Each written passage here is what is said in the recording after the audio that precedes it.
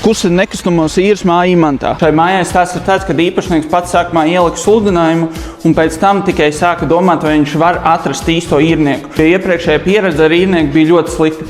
Īrnieks pirmkārt apzaga visu māju, nozaga leduskapi, veļas mašīnu, aizkarus un pēc tam arī nesamaksāja pēdējo īres maksu, un viņš palika, var teikt, mīnusos. Tāpēc šobrīd īpašnieks ir piesaistījis mani, lai pārliecinātos 100%, ka atradīs īsto īrnieku, kurš ir maksātspējīgs, kurš pēc tam nepazudīs un viņš nepaliks mīnusos. Nepilnas nedēļas laikā mēs jau atradām īrnieku un parakstījām ar viņu īres līgumu. Un zinot īpašnieku iepriekšējo pieredzi, es speciāli pārbaudīju šī īrnieka vēsturi. Kāda viņam ir pieredze iepriekšējā dzīvoklī, cik viņš ilgi ir to īrējis, vai nav kaut kādas sūdzības jau internetā rakstīts par viņu. Plusā tam es sarunāju arī īres maksu par pirmo mēnesi un depozītu 2500 eiro vērtībā. Kā ja tev interesē, lai es atrodu arī tavam īpašumam īrnieku, droši zvani, man telefons būs aprakstā.